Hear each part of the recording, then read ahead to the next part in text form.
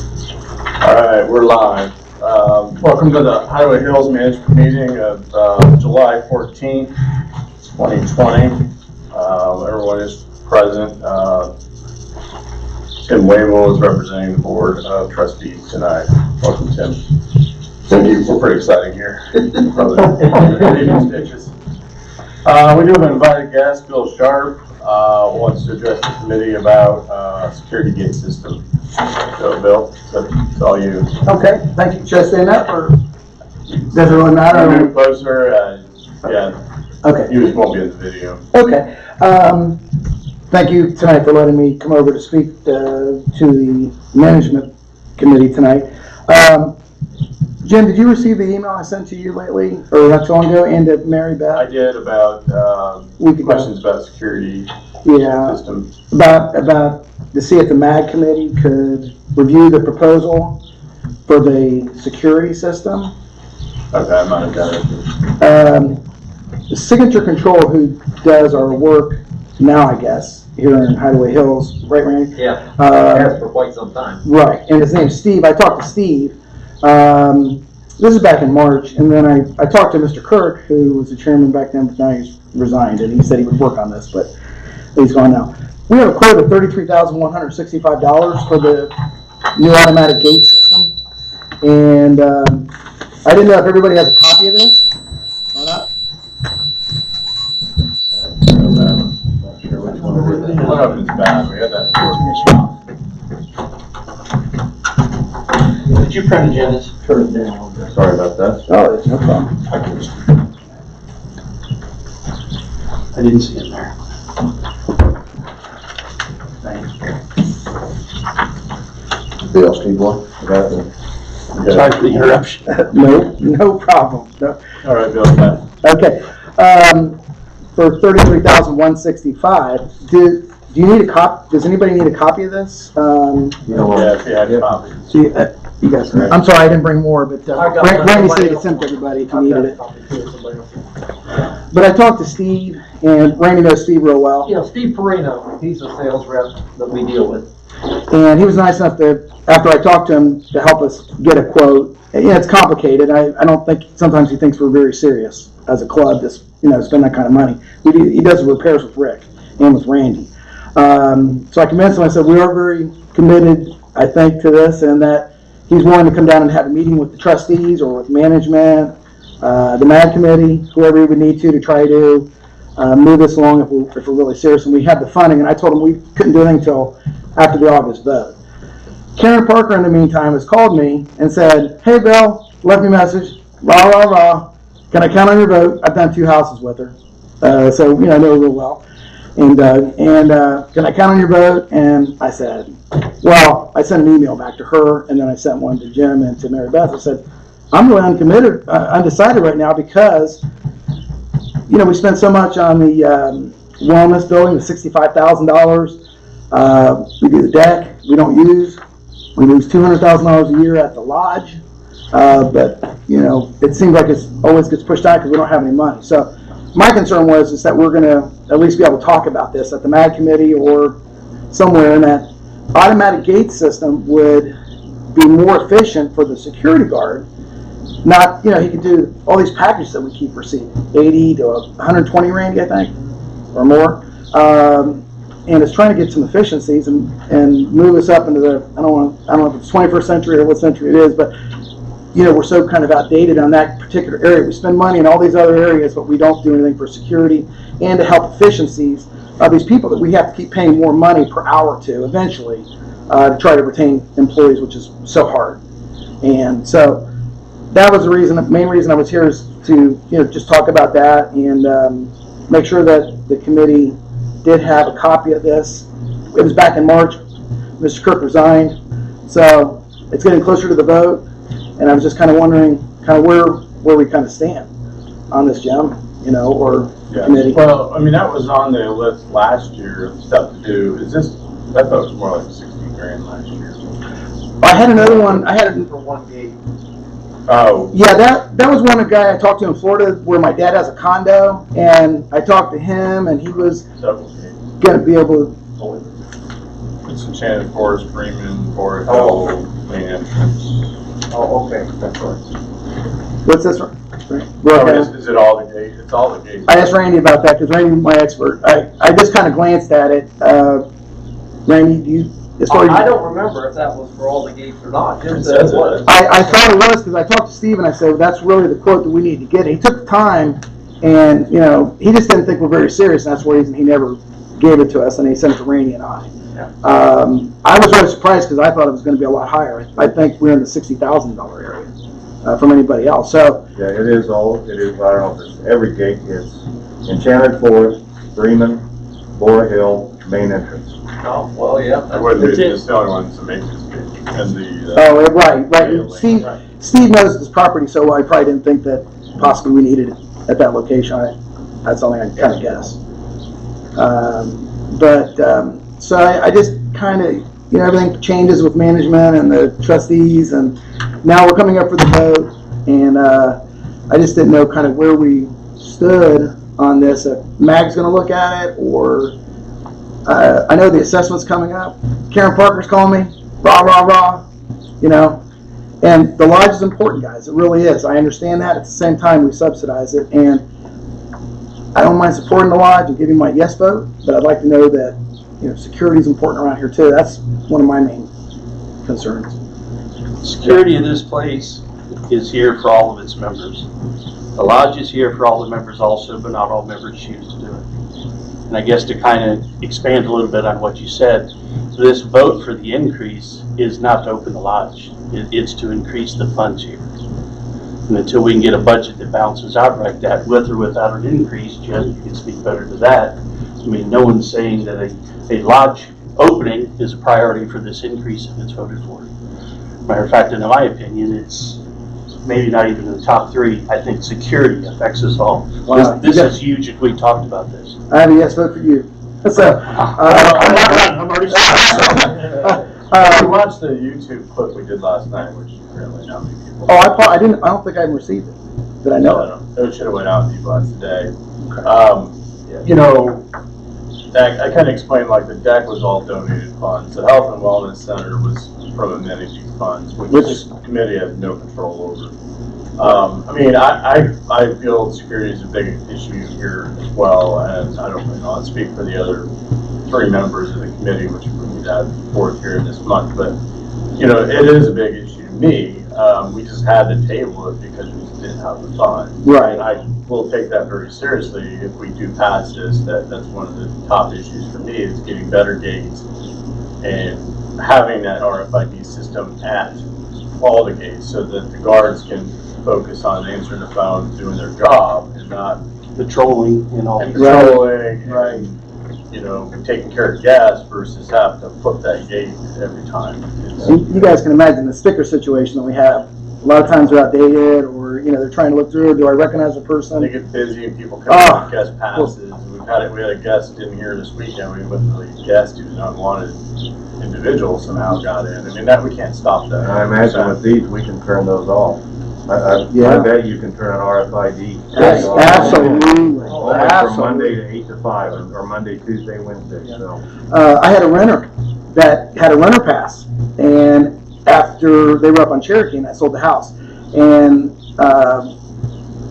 they were still able to come in through the gate because they would recognize him. Even, you know, they just kind of recognize the person sometimes, and they have a worker's pass, and, you know, that's been a while ago. I don't know if they've tried it recently, but, you know, an RFID system, you can't do that. You know, they're going to have more time to talk to somebody, or who you're here to see. You're not going to just come through the gate, or I'm recognizing I'm busy, I better just let you through. I don't have time to deal with you, you know. I think you're okay. So, well, that's great. That's what I'm new here, but I mean, security was one of the main reasons I came on. There's a lot of reasons.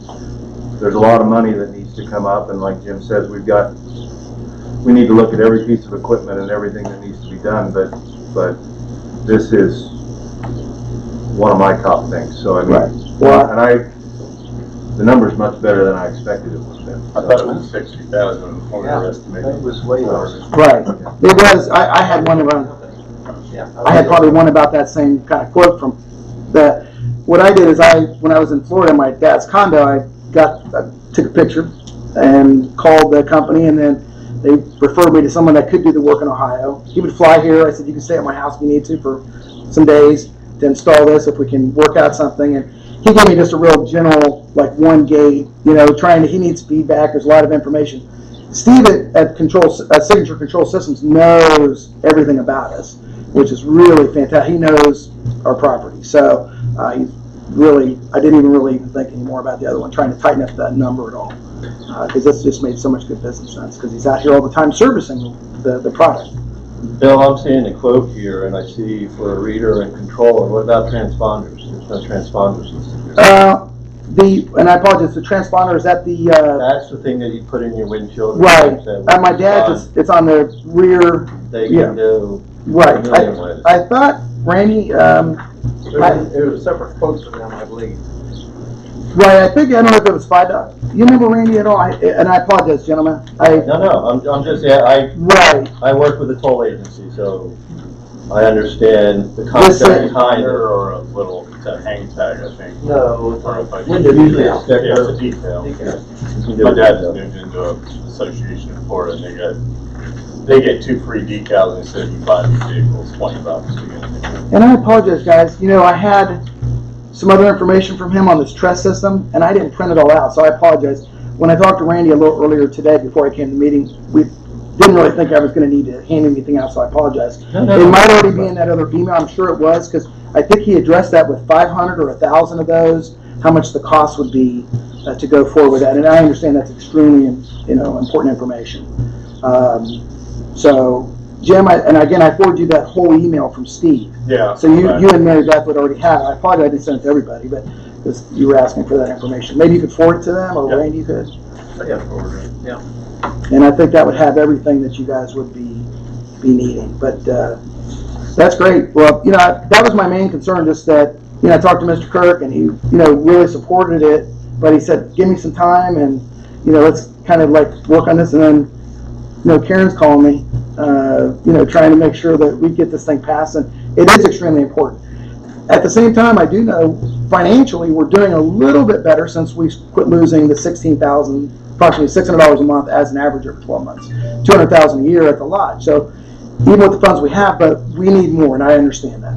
We need to build those reserves up higher and to be able to do projects like this. So I support that 100%. Yes, and we have a plan to reopen the lodge, and we understand we can't have a cost of $200,000. But we've got a lot of people looking at, like, we do a remodel to make it more user-friendly to get that down to a reasonable number, but it's not gonna get back, it's never gonna be break even. No, We counted that, I get it, 200,000 was a lot to stomach. I used to kid Randy. I said, Randy, why don't we just give somebody and let them run it? We'll give you $10,000 a month. We'll lose $120,000 a year if you just run this thing and keep it open and take care of us. And at the time, we were just If kind you know of anybody, send it. I had to say it's $80,000 right off the bat. You put that out there, but it's not really that feasible. I don't think just to offer that. And with this COVID thing, my gosh, my understanding the clubhouse is having, I don't know if it's near, hopefully it's near break even or something. I mean, it's important. But I talked to Chris not too long ago. My wife and I went up there to get something to eat, This has been a little while ago, but she says, we don't turn the grill until 4 p.m. And then she said, we just don't have the support. And I'm like, if you can't get the support for the clubhouse when you're the only game in town, and you try to open up a lodge, I mean, the losses could be worse. Pretty good lunch business, but they've been doing solid, pretty solid business there. It about broke even for Yeah, me. I haven't seen June yet. Which is wonderful. I mean, it used to be much closer. The loss wasn't that bad. So that was just an opinion. Are we still opening up at 4 p.m.? I apologize. I haven't checked. No, some days it opens at 11 for lunch service. For lunch service. There's contractors, a lot of contractors in here. Oh. Right, and I can understand. It really, you would think that as many members are here. I always look at the boating season as the busiest season that we have down here to support this club from a eatery standpoint. So it's just kind of surprising to me. It can be hit or miss. Friday and Saturday, I think we booked about $1,000 the 4th of July, which they closed early because they had $300 all day. So it's Smart pretty business. hit or miss, but But it's a necessity to have something out here. So I do appreciate that, and I'm glad to hear that they're opening up some other times. At the same time, I understand if they're not supporting it, you know, I'm a business person, so you have to watch costs. I appreciate that. So other than that, that's my We'll main. take a look at this. I mean, I Is think there a time everyone on on that? this committee is committed to Is that a security. 6-month open-ended? How long was this bid for? Steve probably gave it to us for 30 days. At the time, I thought we'd have a little more interest, but I don't know if it's More that. interest, we just have to have money. We need somebody to write the check. Right. Well, you know, I used to kid Randy a little bit because I talk to him occasionally. Usually give him a hard time because he has to take it. He's a paid employee. You know, about the wellness center, how bad it looked for a while. It looked really, really bad. So I have to commend the management for coming up with the money and at least make the building look a little bit better. That was all amenities fund. Well, yeah, but you guys, someone gave it to them. Someone gave it to them out of the capital fund or the. No, they get it out of the amenities process. Oh, okay, but you funded it. Someone had to fund it. It comes at half a new member fee by our code, it has to go to the amenities fund, and then the committees allocate that but themselves, Right. and then the board approves that. Board does. And Okay. so it really stays out of this committee, Okay. it goes to the board to approve that. So, I think it's a fantastic idea. We'll see if it comes to fruition with all this COVID and it's just an empty building that we're paying property tax on. But it does look a lot better. So I at least have to compliment you on that. So, other than that is I could call Steve if for any reason if I needed to try to get him back in the process. I just really wasn't sure, you know, I told him I would get back with him and then I kind of delayed, as you realize, after Mr. Kirk and he was concerned about what was going on and I mean, I talked to him, just tell him basically, you know, we're on, it's gonna hold until our office vote, see how that works out. You know, we're 230 some thousand in the hole, still funding our capital appreciation and amenities funds, so. because we want to go to 300,000 now. Is that Well, correct? that's just funding like our previous stuff we haven't funded, so, Okay. you know, we're trying to get that funded back up. So, you know, I've done the projections with the assessment increase and done the projections without it. Yeah, we get out of the hole without the assessment increase, but we get out a lot faster with it, obviously. Oh, sure. Generating $300,000 additional income. So it's a matter of getting them funded back up so that we have healthy reserves. Which we desperately need. We all agree on that. Just like I said, it's a tough thing you guys have to manage when, you know, the lodge situation, which, you know, you need something like that. At the same time, it's trying to watch the losses. So are we early on the MAG committee being asked to look at this and to do some, or do we really even need them, or management can look at this and doesn't need to really have them do research on it? Ultimately, management will make the recommendation to the board to approve this, but it's Okay. over our spending limit. But Doesn't really need to the go MAC to. committee may be involved as far as just finding out what members really feel about security and their importance of having a system like this. I think most communities have went to systems like this just because it's so much less labor intensive and more secure, so. It's a bigger group too. Bigger group getting more feedback, so it makes sense. Okay, well, good. So I guess I'm still a little bit early. I appreciate a couple of the people explaining to me that they do feel about security is important, and I just, you know, I've already supported the SOS program, you know, for our security guards. At the same time, you know, I want to make sure that I'm just not, I don't want to say throw away my money, but just that it doesn't ever go to anything that I'm ever concerned about when I get these increases. And so I don't know if I should wait till after the increase and then try to have another meeting then, or? I think after the increase passes, it's a good time to bring it up to the MAG committee. We'll start getting some support generated, and then, you know, we'll start looking at it too. And we're coming up with a listing of, you know, how we're gonna spend the assessment increase. And obviously, one of them is just pulls you back up those funds quicker. You know, we do want to open the lodge, but there is projects like this that need to be done. We just gotta prioritize those as a committee and figure out what do we want to do. You know, what do we want to try to spend, but we also got, you know, and get our funds built up to where we're back to comfortable. So Right. At least this, and I hate to say, you know, I was really happy about the amenities the percentages that we're voting on, because they seem like amenities runs the place sometimes. And amenities are very, very important. At the same time, we need to have money in our capital fund to be able to pay for some of these other projects that are very important. Yep. Correct. So, well, gentlemen, thanks so much for your help. I appreciate your time. And Randy, you'll get everything to the other members? Yep, I'll do that. Okay. And I apologize for not having that information, sir, on the RFID. But I'm pretty sure it's in the 5 or 6 different documents. It is. It is. I was almost sure it was in there. I just printed this off. I didn't print the other ones off. Okay. And I will, I'll send an email to Steve and let him know that I did have a meeting tonight and that we're still very interested in talking about this in the future. And I will keep you informed, or Randy will, as soon as we get some more information. Perfect. Thanks, gentlemen. Thanks for helping. Appreciate it. Thank you. Steve, you want to pull that table back so that like you can't see Rex and you. Oh, well, no, then I'm not going to do it. Go back just a little bit, you'll be able to get everybody in a little better. There you go. That'll be a little better. I think actually can is a little bit too. Okay. It's turned towards Steve. Steve, yeah. Perfect. That's not what he was telling you, don't you? All right, Randy, you want to cover the numbers real quick? Yep, capital fund total as of last Friday was $206,306. Depreciation fund total is $185,048. Delinquencies, which this was May compared to June, and so the new delinquency comes out tomorrow. May was 19,748.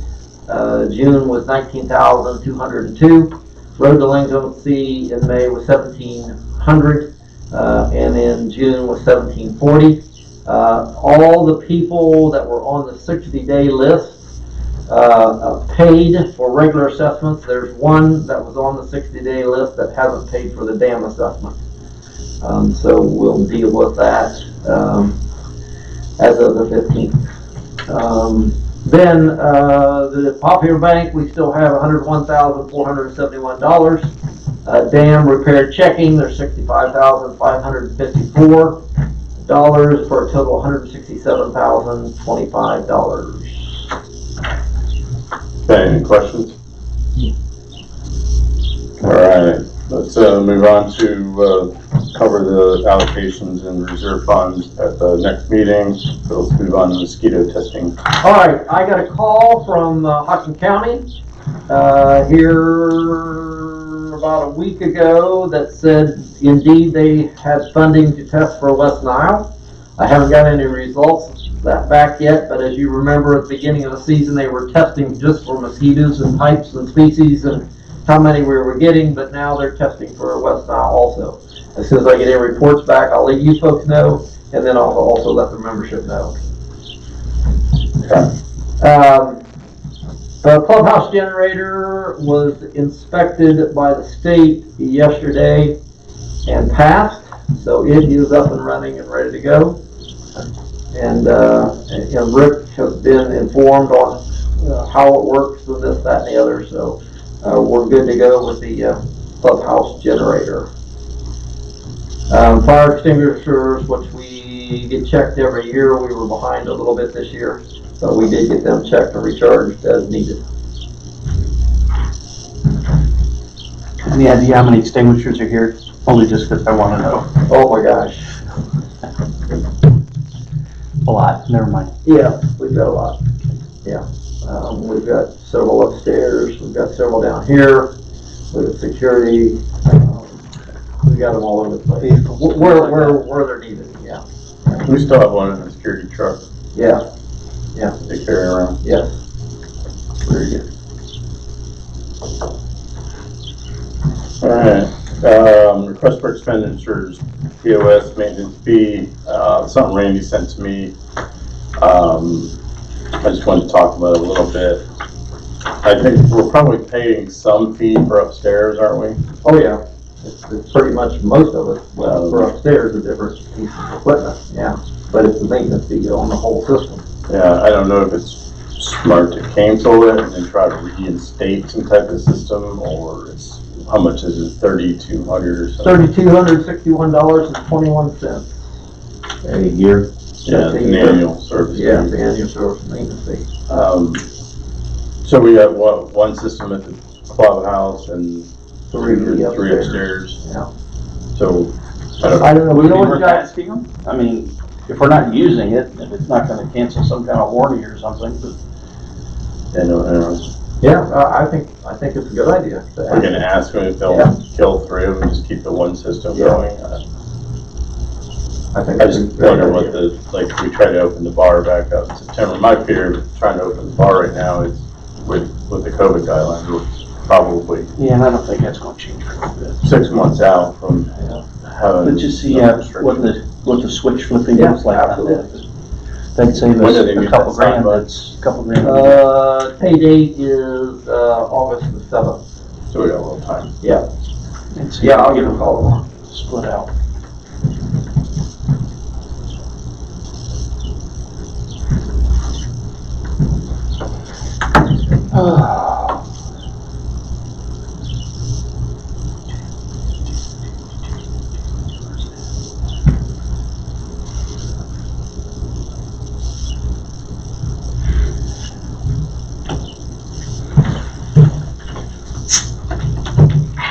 All right, incident reports, warning letters. Well, I put this on here because, as you folks know, all incident reports are sent to the board and management, and then of course I include Penny on these. I've had comments back from different board members, and not so much from you folks, on what to do about these situations. And I just want to inform you of what my process is. Typically, it really depends on the incident. If it's something that's not real serious and it hasn't happened before, it's typically just a warning letter. Now, if something happens and it's a relatively new member, I typically send them a courtesy letter saying, hey, this is against the rules, you're not allowed to do this, we always state the rule, and that's how that goes down. And then if it comes up again, then we take another harder look at it. But to lay the law down against a brand new member, I don't think that's really showing good faith to our members. Simply because, you get a whole bunch of information when you become a new member. Some people read it, some people don't. And the ones that do read it, a lot of times they don't absorb all that. But regardless, all reports all negative reports are acted on one way or the other, whether it be a courtesy letter, a warning letter, or a fine letter. I'm not complaining a whole lot here, except that that's kind of the process, and I'm wanting, and that leads me down to the next line there, club rules, because we do state the rule that the people violated, and what can happen if it happens again. If you want me to send you a do better letter, I can certainly do it so you guys can take a look at it. But I've gotten before, so. but typically the idea is if somebody files a complaint or files an incident report, I had a big one the other day on something that happened on Lake Yugoslavia. I asked that person to transfer it to an incident report, and they haven't done that. A lot of people won't do that, and it's kind of like I want to keep a paper trail here, and I need something to send out to you folks and the board members, and I want to be consistent, and I want to be fair. And so it's just, I'm hoping people can hear me out there, but I had a meeting with the Neighborhood Watch Committee last night, which is interesting. But they had a lot of complaints. I saw this, I saw that. I said, did you call security? They didn't call security. I had a complaint today, an email complaint today about all of the fireworks that were going. Somebody asked me when I came back after the 4th of July weekend if there was any fireworks issues, and I had no reports on any fireworks. I did finally get one from this last weekend where people were shooting off fireworks, and security responded, but they didn't find anything, which is not unusual. I talked to another person today that talked about fireworks, and they said, well, I think it was outside the hills. We don't have any way of knowing unless you actually catch somebody. So people complain about that type of thing. Sometimes I hear gunshots, sometimes I hear motorcycle noise, and dog barking issues is the same thing. We send security out, and then indeed if they don't hear anything, then typically, there's not a whole lot we can do because we don't know where it's coming from. And so I just wanted to sort of explain my process on this type of thing. And because it's gotten tough with people asking, well, why didn't you do this? Why didn't you do that? Well, some people think we don't act on these things, and we do. Our security always responds to any call-in about an incident. And if they get there and they can't find anything, I'm sorry, there's nothing we can do about it. So just wanted to explain that to you guys, let you know that. I think your steps are spot on. Obviously, unless it's a threatening situation against an employee or another person, but if it's an error in judgment and an error in the rules, I think the way you're handling it is probably the best way. Well, thank you. And I try to be consistent with that. Yeah, I absolutely agree. I mean, we had an issue that come up and I commented on it, and it's like, why don't we take this time the first time somebody new or something to help educate them and understand Right. you need to do better, as you commented on. Right. But, to fine them $50, it's like, it's just sometimes, unless in your case, I come to your house and I'm threatened to beat you up and your wife hits me in the head with a frying pan, okay, well, it's a little different. Yeah. We're in the sheriff's department involved. Right. Yeah. But our rules are written so many years ago, and these things, they felt didn't need to be defined more when they were written, and maybe someday somebody will take that project on and look at that. Well, they did rewrite the rules here just a couple years ago. Is there a step process within there? Not really. The step process has been left up to the general manager on how to. I mean, there is, as far as a fine process. There was a fine process. There is a fine process, and it's at my judgment whether or not to elevate that from what the writing says as far as the severity of the violation. Yeah.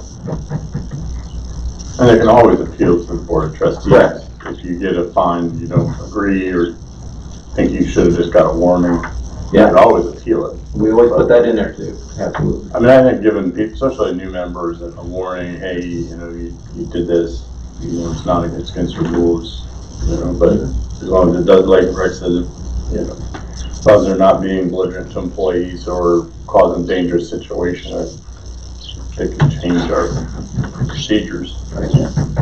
Yeah. Everyone makes a mistake. Yeah. Anybody disagree or? No, I think we're good. Thanks. All right, lead auditor for 2021. So I know where you're going with this.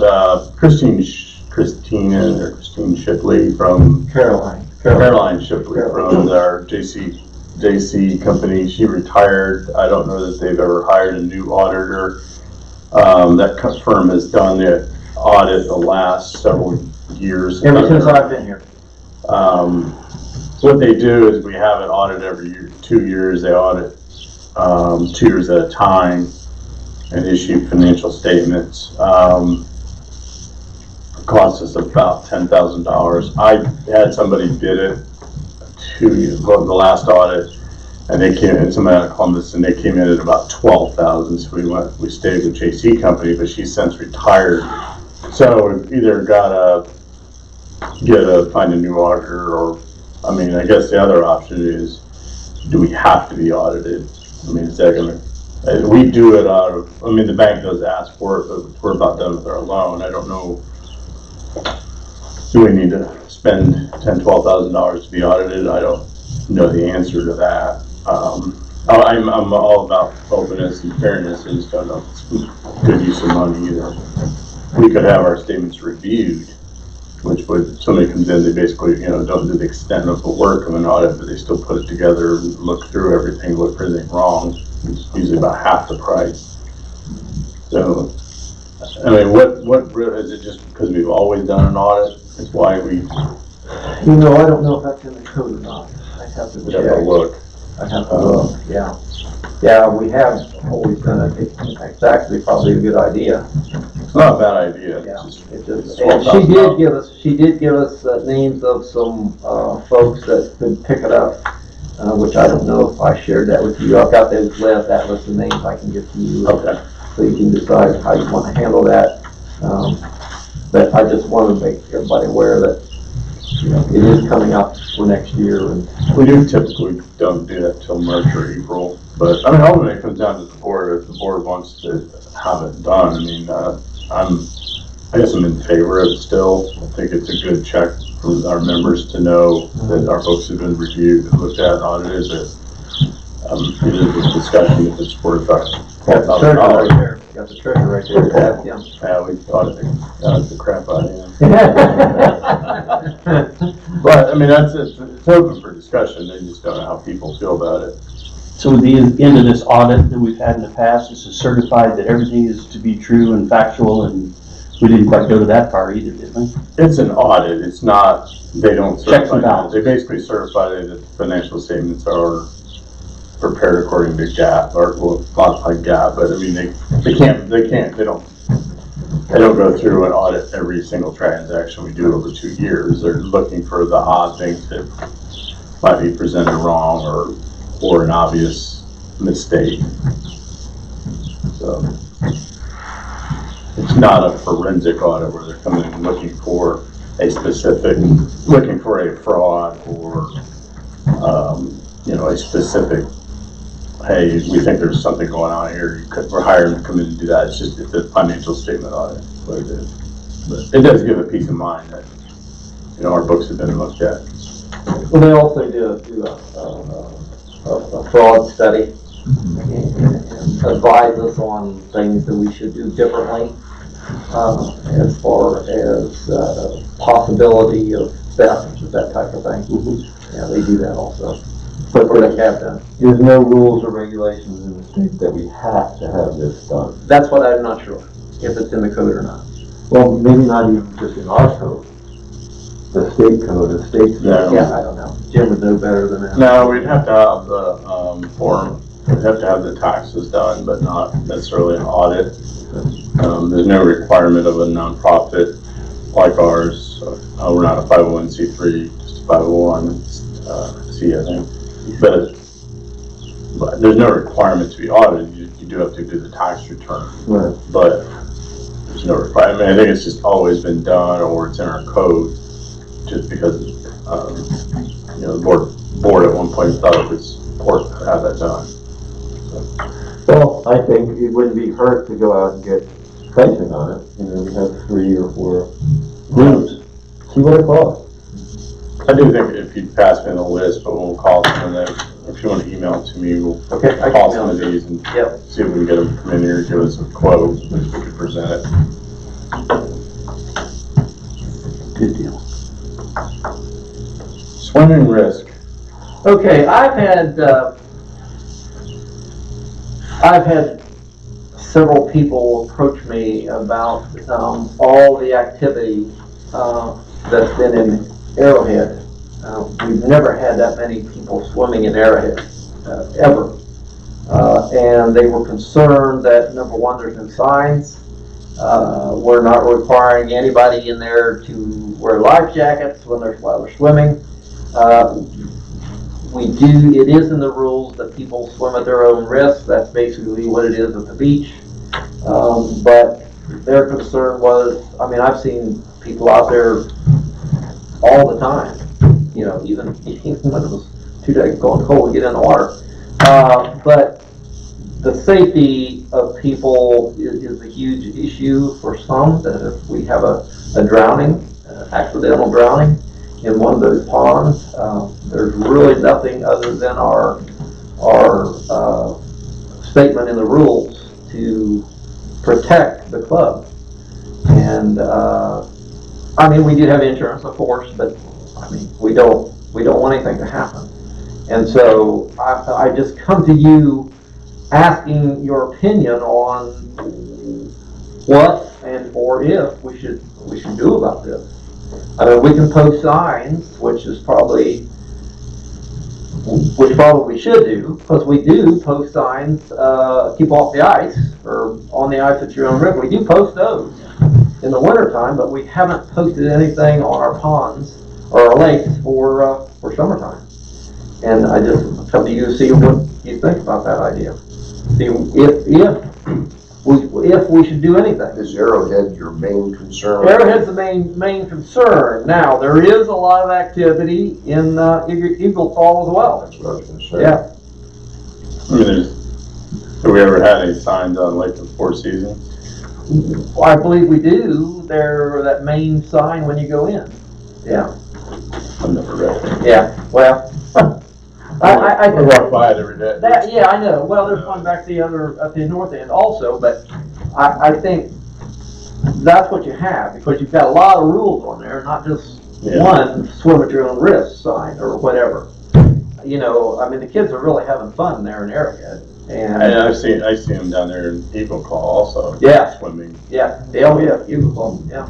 You know, and I can't really blame them, because the big lake is so crowded, it's a little more secluded place to swim, but I mean, I And don't, how do you handle private residents on those lakes? We put signs up on their property, tell them they have to we just have to swim put through sign this. on our property. Yeah, we I can don't know. control that. I just think it'd be. Because I would think that would be a lot of the activity too. I know. Sure. Rhode Island was Oh, yeah, I have. Especially in the weekend. I have an example in my next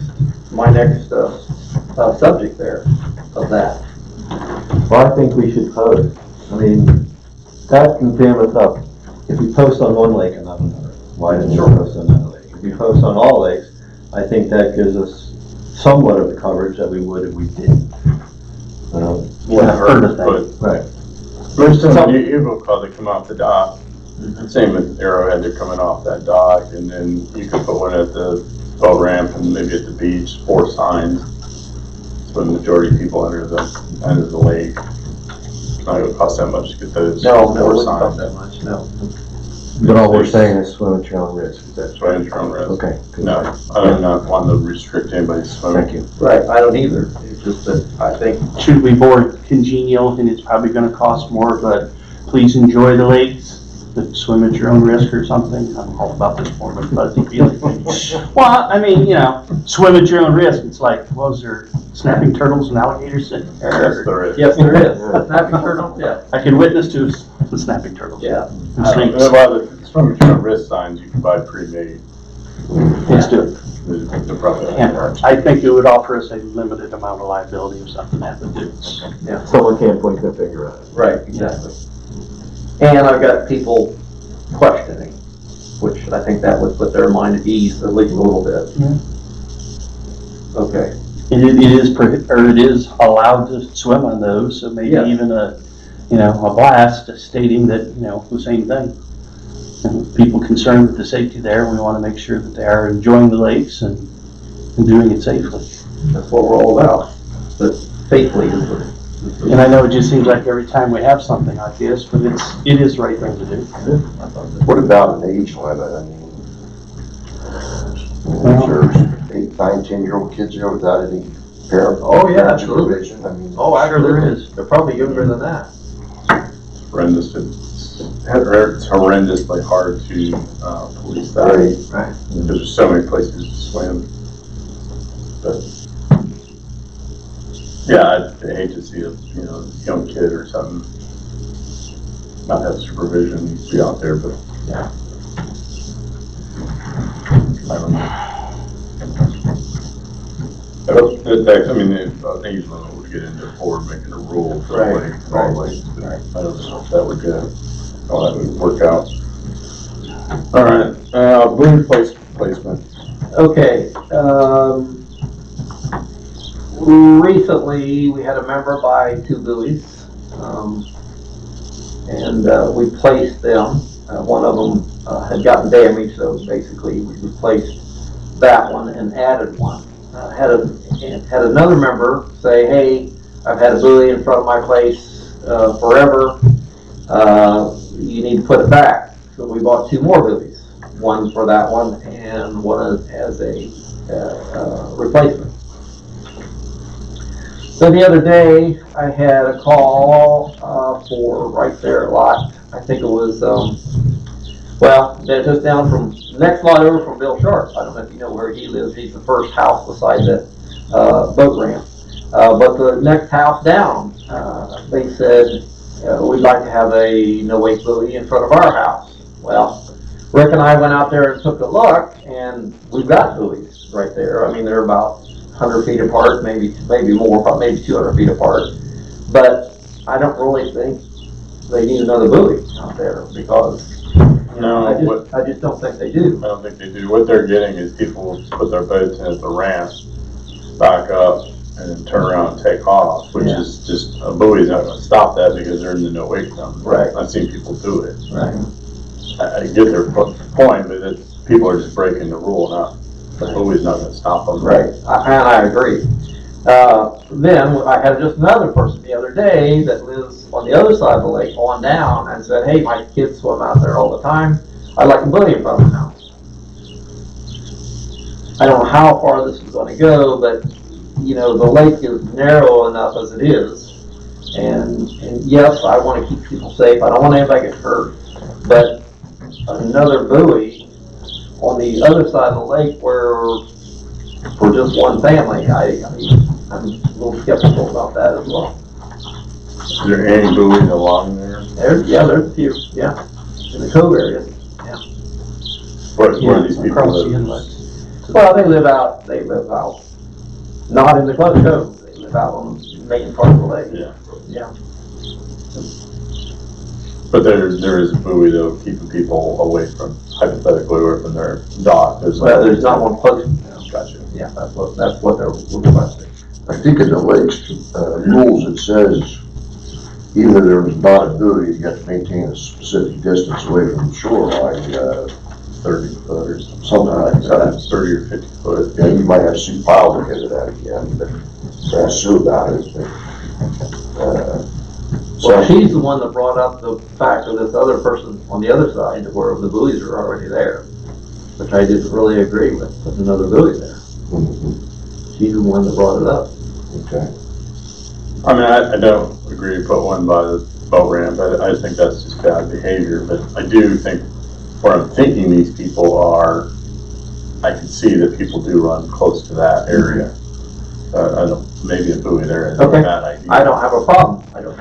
With it. Well, there's that little, just that wide spot, I think it's maybe where we're talking in between the first two. And, yeah, Yeah, where you come off there's the first cove, if you're coming back toward the south end. Yeah. So Cover, I can't remember moving there, and then kind of narrows down and it widens out. I think Yeah. probably in that narrow down strip, there isn't a buoy there, but people do cut close to that. I'll send you the location. Yeah, send us the location, we Yeah. can decide if Buzz around the lake. it's dropping one in there. Yeah. I don't want to get too many in there where it takes maintenance 3 weeks to get them in and out every year. probably again, a better thing to remind everybody that that 30 foot Right. from the shore is the important thing, whether there's a buoy or not, that's one to recognize.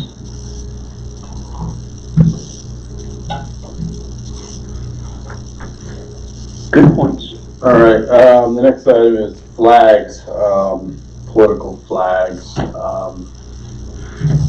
So how this has come up in a couple of different scenarios. There's been some people complaining, and ultimately this is going to get kicked to the board.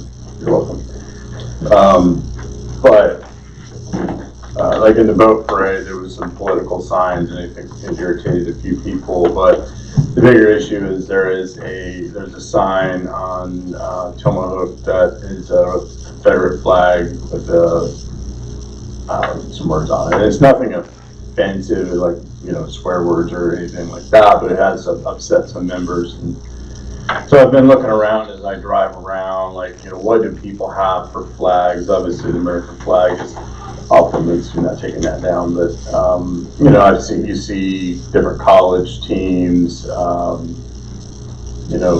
military flags. I think what else I've seen. I mean, so I guess it gets into a point. What is considered offensive that we don't want to allow, or do we want to just recommend to the board, hey, I'd go just American flags and cut it at that, but then you're eliminating all your college, Ohio State flags.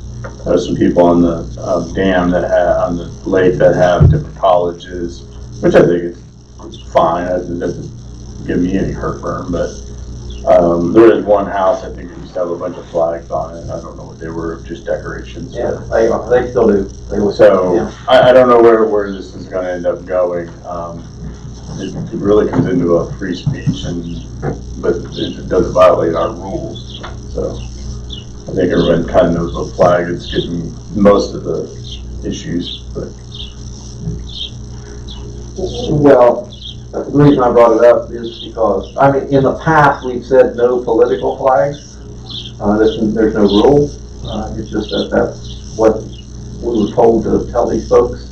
No political flags. Now, there is a thing going around right now as far as the OLCA, a question out there about political flags.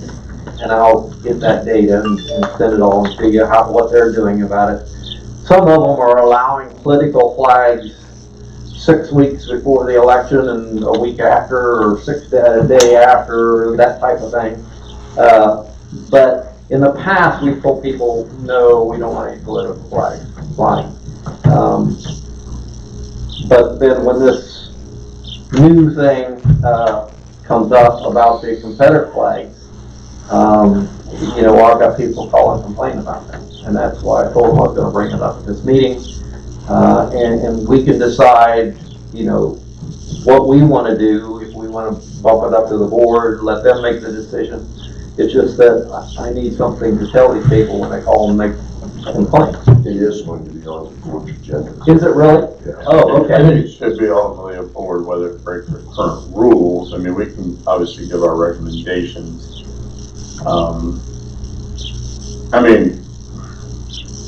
I don't know if it's a political flag or, I don't know where it is. Not a political flag to me as it was probably intended. Again, opinion of mine would be vote for Trump, vote for Hillary, that kind of stuff is probably what the consideration was for political. And I don't know if this one is or not. It's offensive to others, and others it's not. And and that's this whole part of the free world of free speech and where we're at today. And I'm not speaking one way or the other on it, audience, but you're asking questions we don't, anywhere in the country, we really don't have the answers to these right now. I understand that. We do not want to be offensive or intrusive on anybody's freedom here. Right. But at the same time, that goes both ways. Yeah, I mean, I definitely agree. I don't want to, limit somebody's rights to their opinion, but at the same time, is it offending others? I don't know. It's something old country. It's a large can of worms. Large can of worms. Because I may hate Notre Dame, and I have a real issue with somebody having a Notre Dame flag out there. So is that? And there is one out there. I know, and they don't bother me. Okay. But I'm just saying, where does it stop? I think we need to see where the overall political climate and where the world goes to here right now. I've seen several posts on Facebook. This is our little place we come to escape that stuff. And I'm sorry we're having to deal with it, but I think I'd like to get the thing settled in a political fashion to make everybody happy. I concur. Let's let the board handle it. What do you guys think, Rex and Judah? I think, maybe if you reach out to the other communities that possibly have something, that's a good thing that we can hang our hat on. But otherwise, that's a tightrope. I mean, that's free speech, and people die for that, technically, right?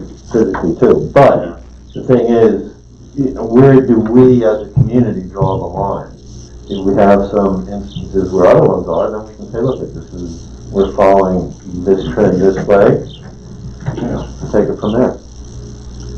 But I think the other thing again, I don't know if it's, I think this flag is flying. I heard that people have something in their windows that can be considered a political statement. It's not a yard sign, it's not a flag, but it is visible. Yeah, So how do you treat that? it goes both ways. Yeah. Flags on the house or it's in the window, it's still, it can be construed. It's the same thing, yeah. Rex, what's your thoughts? People are always going to be uncomfortable, and we can't stop that. If it's not truly offensive in the eyes of the law, then it's free speech to me. So. Yeah. Now, if we stop, I can understand that if we don't want political yard signs, then to me, a political candidate flag would fall into that. So if there's a rule for that, then that's across the board. But when we can't be the ones to determine this group's uncomfortable with this, then we have to determine somebody's uncomfortable with this. And pretty soon we're gonna be one of those homeowner associations where they won't even let you fly an American flag. Yeah. Because they've shut it all down. And, That's not us. I didn't sign up for that one. No, I didn't either. Yeah. That's where I'll draw the line. Yeah, and a lot of homeowner associations just only allow the American flag. I mean, not even Ohio, but it's just they've made it that limited just because of this reason. But I think we'll, I mean, obviously just defer to the board and see if they think it violates our current rules and go with that. But Yeah, that's kind of what I thought too. Okay.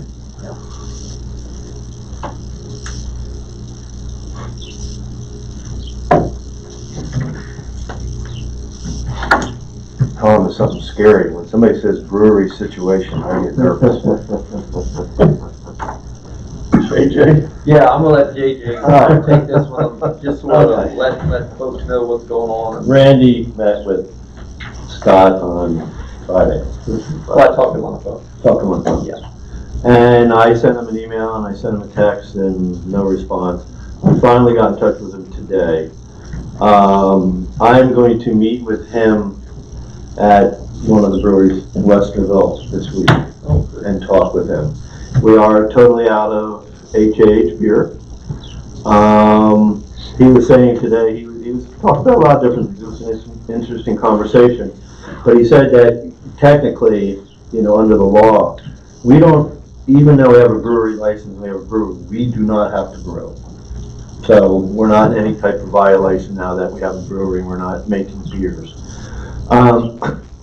He had said that the last batch of pale ale, 7 kegs, it was bad. He also said that other breweries back at that date also had some bad kegs.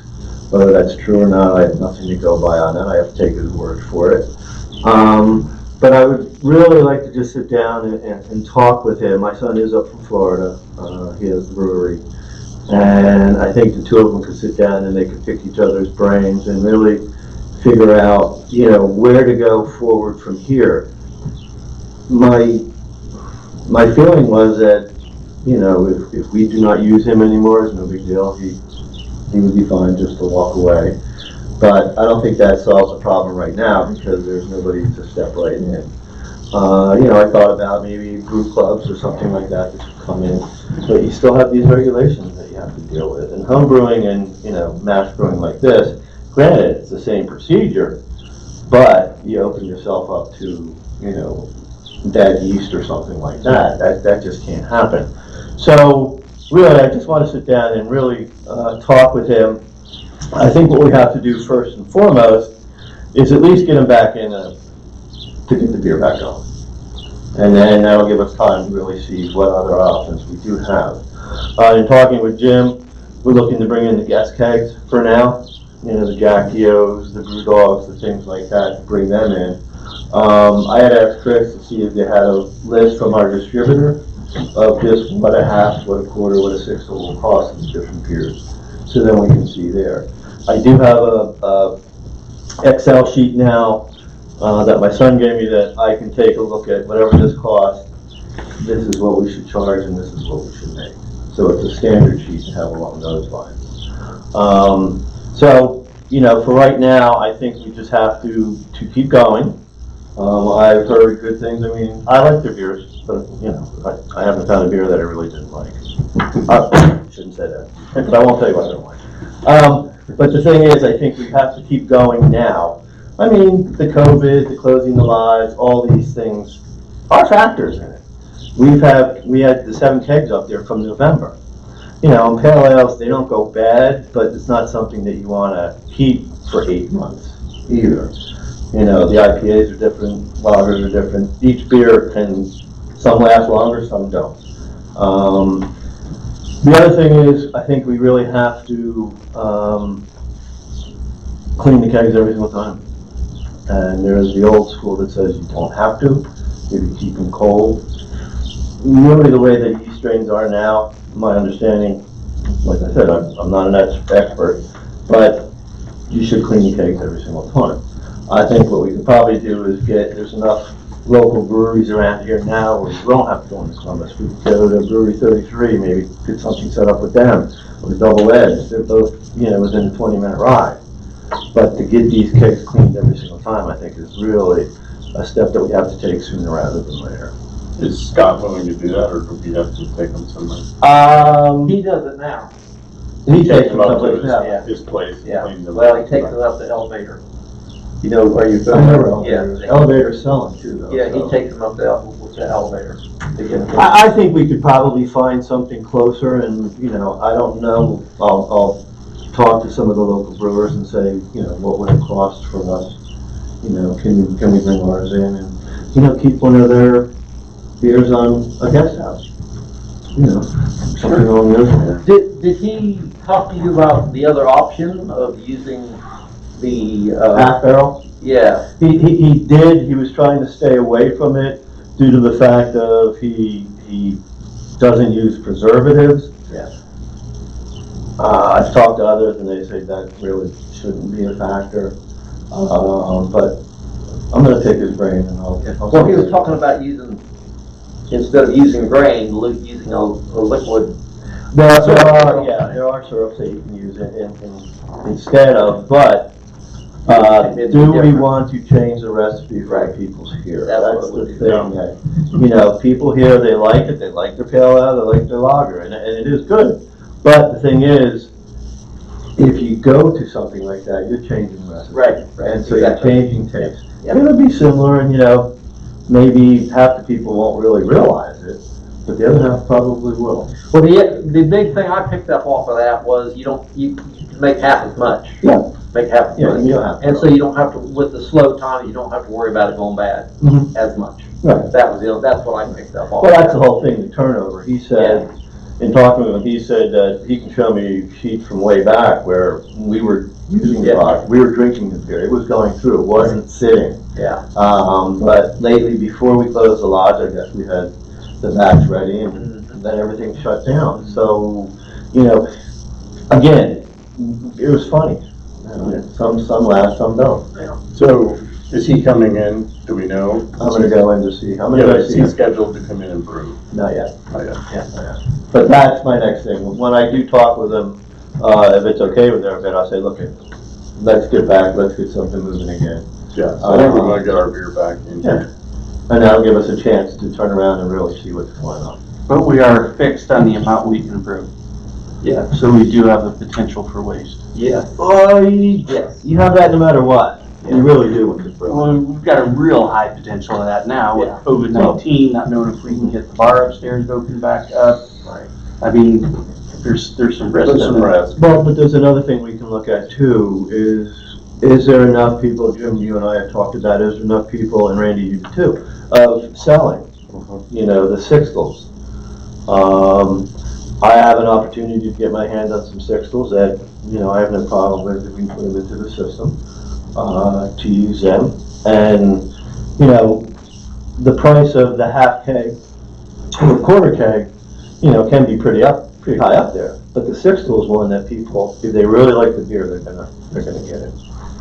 You know, they're gonna buy it that I way. guess which is something we really want to watch on the cost side of it, is we're I know. looking at all this stuff here. Yeah. Well, he And uses the people that English, enjoy beer, losing beer is really sad. he uses an English grain or product, which, We have okay, a that's quality part of product, his we recipe. appreciate what he's Yeah. been able to do for us, and everybody's. But can we just slide over just that little bit and save the cost and, do the half batches and to keep it rotating through? So, I got a lot of questions. Good. If he does brew though, I do want us to be able to have visibility almost every meeting to say, this is how many of each type we have left, this one was brewed. If we get to a situation where we start running, 4 months, Sure. and we've got a lot of beer left, we can at least run a growler sale, move some beer. I'd rather sell it for $8 a growler versus, dumping it down to the drain. I mean, that was my frustration, is we didn't get ask for visibility to know, hey, I got some November beer here we need to look at. And ultimately, we had to throw some beer out, which that's One issue with that though is that he doesn't have enough kegs to keg it all off. So you have beer left over in the tank. then he comes down and kegs it off. Yeah. It's time. Yeah. That's not good, that's not good. Yeah. But like I said, I may have some, I know I do have some availability. How many? I'm not 100% sure, but at least at the start, at least it's something we can do. And, again, at the end of the day, I think, Randy, with your help, I can take a look at that and keep an eye on that. With what's being brewed, how much we have in stock. And what I mean, we can always run sales on it, or growler sales or cup sales, and try to push it just to keep it moving. I mean, I think it's gotta be cheaper than buying, singles of guest beer. Oh, no doubt, no doubt. That was just kind of my point, I hope we can manage it so that we don't end up losing. Well, that's the thing. We're as far as I'm concerned, we're at ground zero again, and let's take it from here, and I'll see what I can do. And if I have frustrations or talk, I'll even Randy or bring it up to the committee. Good, sounds good. Thank you, JJ. No. Fort Hill gate repair. Okay, This is the gate that, the Porco guy here. Porco slammed into. He sent a guy out to, this is John Breen, and I don't know what his title is as far as Porco. But he's the one I've been conversing with. He sent, took forever, sent a guy out to repair the gate we have. Rick took a look at it, he said that's just not gonna work. It's just not a good job, didn't do a good welding job. It still has a crack in it, I saw the pictures, it's that fast, yeah. that fast. So, yeah, exactly. And so I wrote back to him. I said, I appreciate you bringing your welder out to repair our gate, but unfortunately the repair is unacceptable. I sent a quote for a new gate early on. Please remit that amount. Please let me know if you need me to resend that quote. He wrote back. He said it needs to be spray painted. It's otherwise fully functional. It's functional, but I will have him out there to finalize that, and I think you were intended to do that anyway. I don't think that's acceptable. I need a little direction on how to move forward with this, because I don't know that whether he's gonna budge or not on this, because he did do a very bad, I think we could have done a better job on that gate. That's the aluminum gate, right? That's the aluminum gate. It was shoddy looking, Chuck. Right. They did Very. put it back together. Yeah, very. And plus he didn't straighten it, it's not straight. What kind of company is this guy? Well, Pest control. it was a pest control company. They came in and they just, I got an excuse, but we watched the video time and again, he just ran into the gate. Send it to his insurance company. Be done with it. Our insurance company. Yeah, send it to our insurance company. Somebody goes through his and don't. If you send it to our insurance company, It has to go they through will- ours, They they will go, they Yeah. will Oh. go after his insurance You know what, I company. didn't think about that. Go Yeah, after his Yeah, I would insurance call company and- pay it. yeah, They should subrogate back to his insurance company. They will get his attention, because he's just trying not to turn it into his right, insurance. That's all he's exactly. All right, yeah, good idea. Don't waste your time on stuff like that. That's why you pay insurance doing. premium. Try to be cheap and just get somebody to half weld this thing. And yeah, the alternative is going to the small claims court and dealing with all that crap. Right, yeah, I thought I that would too. let the insurance companies fight it out. Okay, yeah, absolutely. All right, thank you very much for that. That's what I was looking for. Okay, Chip and seal update. Okay, Rick and I have been working together. What we'd like to do is, get my notes up here. On the west side, do Taos and Zuni. Skip, there's a section in between two flatheads that's, I don't know, it's not worth chip sealing. I'll get back to that in a minute. And then he'd like to do Natchez on the other side.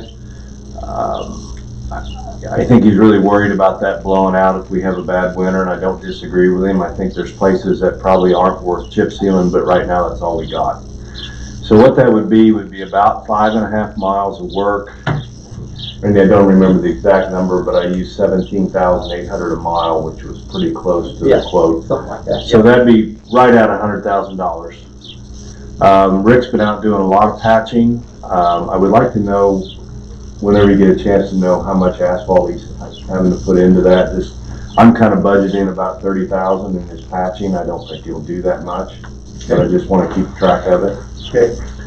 And then what I'd like to do is, with what's left, I'd like to try that narrow section in between of Taos, and I've got to call into the contractor. He might be able to do it, but if we come in with instead of do the tractor patching like our guys are, if we come in with a true paver and some hot mix, we can change that drainage. And right now that road starts to drain into the hill, and then it drains out of the hill, and then it goes both ways, and it's just a mess. And I'd like to get that a little wider and get it draining the right way, and then it's able that we can maintain it again. And so that would, if we kind of come up with about $40,000, I don't think we'd spend near that on that section of road, and then we could carry some over to next year. Will that be the contractor to do that? Well, I don't know right now. I'm hoping. I got a call into Art from 2020. I don't know if he can do it, but if he doesn't, I'm sure he's got a hot mix contractor that he works with.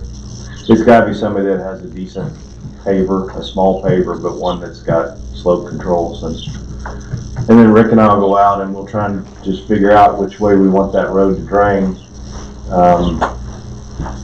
Probably might need to put a pipe in, because like I said, it all drains into the hill, and then there's no way for it to get back across. So. But I feel good about those selections. If he's got a little money too, he'd like to do a little work in some cul-de-sacs, but we don't want to put the contractor in there. It costs way too much. Right. So he's got a good handle on it. Okay. Cool, good. Anybody got questions on the plan?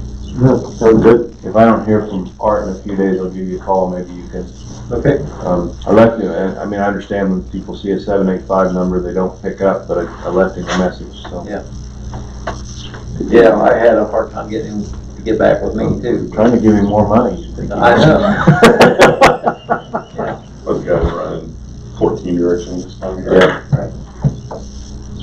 All right, expense management plan. So I know that Steve kicked into this one too, but one of the questions I'm getting a lot from the members submitting their questions for our YouTube and about the estimate increases, what has management done to control our current expenses? And so, you know, we're getting, I think it's our duty as, you know, we're asking for more money to really make sure, you know, look at every dime we spend. So Steve's taking a look at some golf course expenses. He's got some recommendations, and then we'll talk about it a little bit. Some additional recommendations I think we can put in place here. You know, regardless of the assessment increase passing or not, we still need to really make sure we're watching every dollar we spend. So, Steve. Okay, so I started with Rick, and we all know dollar and cent situation there, so I thought, let's take this off in little bits and pieces. And we know after the lodge, the next favorite amenity, or I think right now his favorite amenity, is golf course. And you know, there's been a lot of talk, how much money is spent there, you know, is it as much? Some people say it's more, and so on and so forth. We understand there is a cost to that, just like there is anything else. So I asked Randy for the bills for the first month, just to sit and go through some of these things. And the first thing were the fungicides and things for the course, I think we ended up spending about $5,500 more than another bid that I gave to you. For some reason, we bought a tire in Arizona and paid to have it shipped here, 2 tires, was kind of another thing. We had pricing local, or we could have got pricing local. We got those, already checked into it in numerous places. It's just some of that cost management. And it's not that you've done anything wrong, or Rick or Elmer or anybody's done anything wrong, but it's just a time, as we're going in and asking for money, that we want to make sure people understand that we're looking at this. And, you know, this is not, you know, to chop you guys do a great job of doing what you can, but it's time we have to start looking at this. I know it's, you know, it's time consuming when we have to stop and call 2 or 3 places and get bids. You know, our most recent thing, the metal for the car wash building down there, you know, it's out there. And sometimes we just don't seem to do enough of that. So it's kind of something along that lines is kind of what I did there. I'd like to do the same type thing for maintenance overall, and then security, because that's the kind of next 3, or the big 3 for me that we have open right now. Security obviously is going to be a lot smaller, but when you look at RFID, we go that way, that's going to be part of probably what that budget is for them. You know, we're buying fuel, tires, maintaining the trucks that they drive around. We have a radio system we have to maintain, which I think is probably going to need to be upgraded, updated before very long. It's an old analog system. Yes. And it's just looking at some of these cost things and where we can do it. And I guess, you know, they sit every year, and last year was my first year to sit in on a budget process, but we really don't get a lot of input from maintenance. We go on historical data on some things, but Rick should be able to come up, and nothing major, but he should be able to come up, a line item, this is how much we need for fuel. We know that we're gonna have this many tires next year. And just some sort of budget there to help rationalize what we actually put forth and go together. So when the people ask him, where does this money go to? You don't understand how fast this money rolls out when you're buying tires and fuel. And you know, a tire that blows out, you don't have a budget set for it. You know, it comes out of that emergency fund that we have to have there. So, you know, imparting your great wisdom here and feeding me the numbers, and I know that stressed you guys having to get some more numbers to us, but that was kind of some of the things we were looking at. You know, that's real money that we can push someplace else. We'd say $1,000, $2,000 someplace. Then those are the things right now, heading into this vote, we're gonna have to start doing. So Jim and I talked about $200 here and there doesn't seem like that much, but when you add it up, like, take the number of tires we have. Anybody have any idea how many tires we probably have? the bunch. Yeah, a lot. That adds up pretty quickly when you start repairing tires, you know, especially backhoe tires, which are really expensive. So, you know, I think we need to put some spending guidelines in place and really start working that. You know, I know you guys get busy trying to call around, and that's where we can help too, is to help make phone calls. I know Paul is really good about that. He'd love to get a bargain. You can drive around and help get a bargain, but I would encourage you to help, you know, ask for help doing that. But, you know, I think anything over, you know, I think we've talked anything over a $500 purchase. I think we need to go out and shop and make sure that's the best price, and get some bids, and we'll approve it and move forward with it. Okay, so, Unless it's a tractor that's, you know, laying on its side with 2 flat tires on the left side, then obviously this is something else, and we just still have to talk about it. right. Well, I'll tell you another place where we use tires is security trucks. I mean, I'm buying at least 2 sets a year for a security truck. That's ridiculous. Yeah, they just wear it. They go absolutely nowhere and drive. Brakes the same. Brakes aren't very expensive, but tires are. Are we shopping then to make sure we get the best tire and the best price? We do. And tires, we haven't found anything that will wear that is usable. My suggestion here a while back was to get another set of rims, so we have summer tires and winter tires. But I mean, on this chip and seal, it still tears the tires Tears up. them up. I know I had a Cooper Discovery 3s, and these roads just ate them up. Yeah. 20,000 miles, but Yeah. I went to a harder compound Goodyear that wears much better. I don't know. Some from the summertime. But you just gotta consider though, how much do you drive on these roads, and how much Well, do they drive on they these roads? do. That's the thing, yeah. That's the thing, but I mean, we can say, like that case, you buy 2 sets a year, that's $1,000, you can save $100. Yeah. That's $200 we save for something else, so. Yeah, help with that would be tremendously. I'll never be Paul, but I'll be glad to step into the shoes Okay. and help you with that. All right. It's crucial we do that. I started my email after I filled this stuff up, and then I explained to them, I'm not trying to save ourselves into prosperity. But if we can, those nickels and dimes turn into dollars sooner or later. Yeah. All right, so, Where we're at. any purchase over 500, I appreciate you come to us. Okay. One of us can try to find time to help you shop it if you don't have time. Remind, Rick and Elmer that, we've got to watch every dollar. Yeah. That's the difference in hiring our summer help and not, or keeping, 2 security guards at night. That's important. So I think we've all felt the pain of this cuts we had to make, so let's make sure we're watching every dollar. Yeah, absolutely. Any comments on that? I think that's a good way to start. Again, not making comments that anybody has done a poor job in the past. I just feel we need to do a better job. Yeah, I understand completely. I'm not making any excuses. Sometimes they need things right away. Sometimes they go to places where they think it's the cheapest.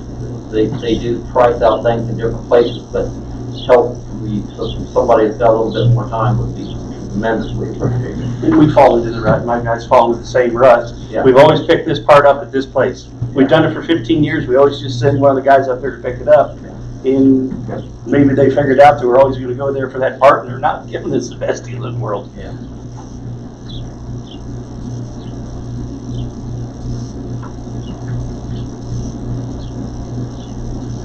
I just know from getting on the internet, sometimes you can find an initial price, and you just do a little more searching. Even sometimes Amazon is not the cheapest. Don't tell Steve that. Right. No, that's true. But sometimes you'll look and keep looking, you'll find something drastically, same item, but drastically cheaper. Just shop More and more of this stuff that even the big companies, I think it was a switch for one of the John Deere mowers or one of the attachments there. And we went to a John Deere dealer. John Deere dealers have Amazon and eBay accounts. It's a no frills. You go there, they ship it, you buy it, you pay for it, it's the end of the deal. But it's a third of the cost sometimes on some of those little parts. Exact part number, exact John Deere and everything. But they push them off into these real quick minimum order things. Instead of paying the 2 or 3 parts guys at a John Deere dealership someplace to handle those boxes and invoice. So that stuff's real and out there. Yeah. both parts in It there, just takes- Mercury, both parts in there different. Even though, my tilt trim motor is Mercury parts $480, I bought one off Amazon, that's a knockoff, but it's the exact same fit, it's 70. I can replace it 5 times, it's still gonna come out about even. Sure. That's where you gotta justify, is it really worth the genuine parts versus, an aftermarket, so. That's it. All right, Deerfoot Lake Plan. So, if you have drove by Deerfoot, it's an algaed up mess. This hot weather's not helping. The Lakes Committee had bought some copper sulfate for the lake and put some grass carp in there. They think maybe the grass carp might have washed out during spring rains. They're not sure, but they're going to come back and ask for more. But Steve did apply some of the copper sulfate. It did initially kill off some of the algae, but it's come back in force. So we just wanted to start talking about what is going to be the plan. We may not make much of a dent in it this year, but what is going to be the plan for next year? I would like to see an aerator or a fountain or something to get the water moving. We started aerating. So Let me give you, did it in 2 episodes, didn't want it sprayed all at once. You don't want to have all this dead material fall out, deplete the oxygen in the lake. So there was a step process.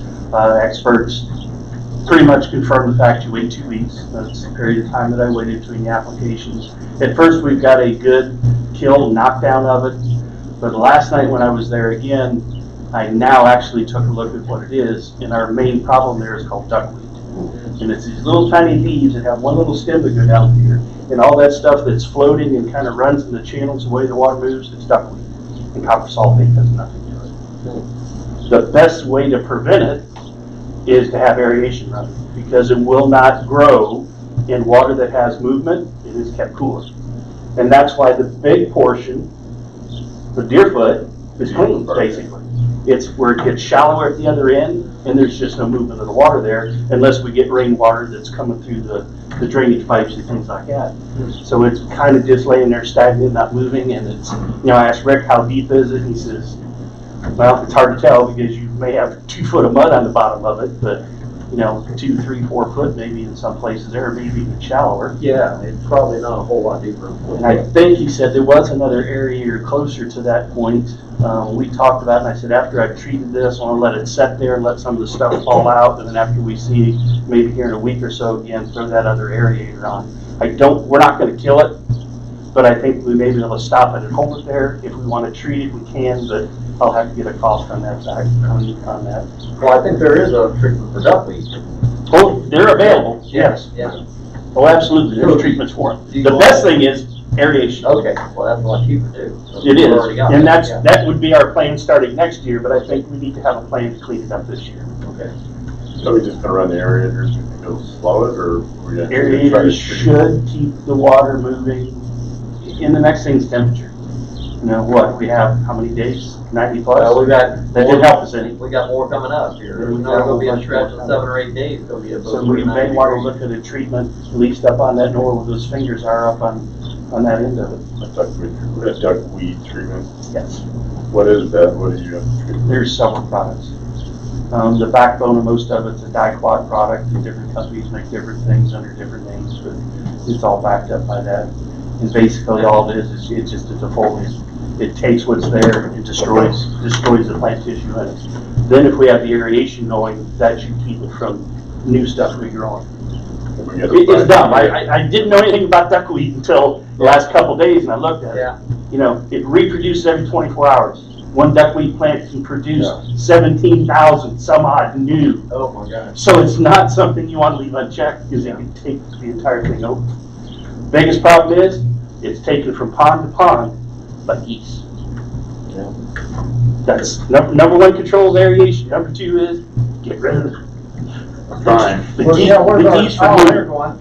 because that same thing could set into the smaller coves and things on Yeah. the Four Seasons. Well, do you want me to we purchase have some price on it? material?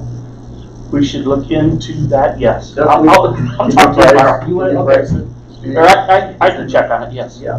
I'm I'd sure. like to know what that. The place I got that stuff that we had at Mizzen was Lake Restoration. Mhm. That's the place where That was one of them I pulled a lot of information that's about. where I found the cheapest price on that stuff. Yeah. So, we'll look at there, that'd be great. Well, Just let me know, I'll get it ordered. Pricing, we can see if it's worth. We'll see. Trying to. Yeah, I'll get That something site this looks week. terrible. We're gonna, what I did last night will keep us in check. But not wrong. Thank you.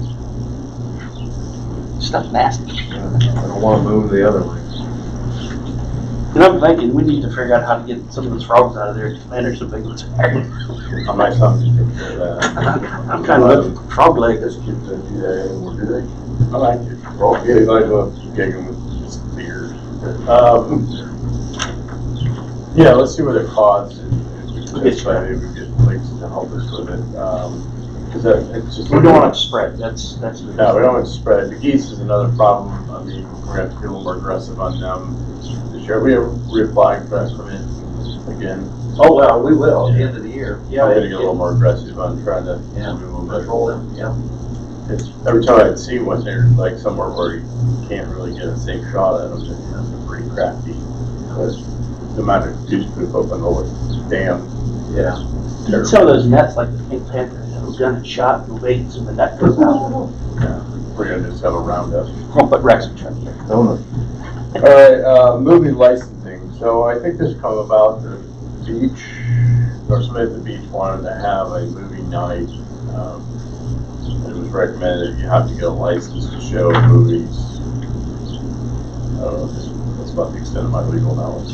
Well, this, of course, we have to have a license to play music upstairs. And so we do that, we pay for that. Actually, we pay 2 companies I tried to fight that for quite a few years and finally lost. But it's the same thing with movies. We showed movies at the pool several years ago. We showed, it's been probably 5 or 6 years ago, and found out that was not legal. And so they quit doing that. And now it's come back up again. Mr. Prager asked me to look into it. I did. And it's $395 to $450 per movie for a license, temporary license per movie. And then if you don't have the movie, and that's to show it public. You're fine showing it, in your home privately. But if you don't have the movie and you want to rent it from them, it's $30, which covers basically covers shipping and handling. But when I sent this to Krieger, I sent it to Jim Bowe. Krieger got back with me and said, but it's probably not worth it. So, I don't know, we'll see where it goes from here. What committee was pushing it? Was it those? I'm not sure who was pushing it. I don't know. It was kind of a result of the boat parade. Okay. And so we Well, have getting people out and doing something. Yeah. Yeah, we have a lake, we got a nice lake, why not have a drive-in movie at the lake? Yeah. So what if somebody that lived on the lake happened to have a projector and a screen, and they happen to be sitting on their deck, and they're using Netflix and watching a movie, and what if I can see it from my house? I mean... Which is fine, but the club can't. I know, I The get it, club. but the club itself could stand a lot to lose if something happened. So, the other thing is that if somebody wants to watch a movie out there, let's get some donations and we'll get a one-time license. Doesn't take long to do it. But, I mean, yeah, I can see the club pay for this, but Yeah, I guess. some donations want to pay for it, have a movie night. Yeah. So, yeah. But, steep, but- Yeah, it doesn't take long to take care of it. Okay, anybody else have anything for, oh yeah, liquor pricing. Can't forget liquor pricing. All right. There was a group that got together prior to me looking at this. And they did a very good job, a very nice spreadsheet. I just put my 2 cents in that there's a standard with restaurants and bars of the percentage above the cost. And when you do that for every bottle, for every price, you end up with, 30-something different prices. And I don't know if you've ever been to a bar or restaurant where you see a drink for 30 different prices. They're usually a standard. What I used for a standard was the well liquor, which is the cheaper stuff, the Mr. Boston's, I forget which ones we use. I mean, Canadian Club could be some of them be a well vodka, or a well whiskey. Then there's a call, which is a little higher price, a little bit more premium. And then there's actual premium, which is very, very high price. For some reason, we have Glenlivet 18 down at the clubhouse, which our cost is over $112. If we stretch that out to the percentage-wise, it would cost $20 a drink, which it just doesn't make sense. So what I did is, if you look at number 1, those are the prices that I suggest, being $4, $5, and $5.50. We don't want to price ourselves out of the market either. I mean, we are, it's part of the membership, so we try to keep things in check along those lines. And the difference between what I used on the $4.55, $5.50, between the other prices at the percentage is, it's just about $20 difference if you sold every drink. Bottle-wise, the original would be over $5,400. The new pricing would be over $5,200. It's less than $200 per batch, say. So I just recommend that we go with the standard $4, $5 and $5.50 for the drinks. And at the end of the day, the higher price and the lower price, they even out. And we're not pricing ourselves out of the market. Does that include your mix also? Well, now, the mix, I didn't get an opportunity to look at the mixes. That is something that I think we have to look at to begin with. We met with Food Services Committee, and I don't think we're doing mixes right. You could have Pepsi or Coke come in, they'll provide the guns, they'll even provide ice makers for you, different things like that. There's an advantage to going with that brand. Now, the thing is, you know, the Coke guys can't say the P word, and it's just, that's the one thing that would have to be looked at and say, okay, this is what we're going for. Because if you pick Pepsi, you can't have the Coke products. If you pick Coke, you can't have the Pepsi products. And they all have juices too. They all have the different juices. And just the simplicity of using the actual gun.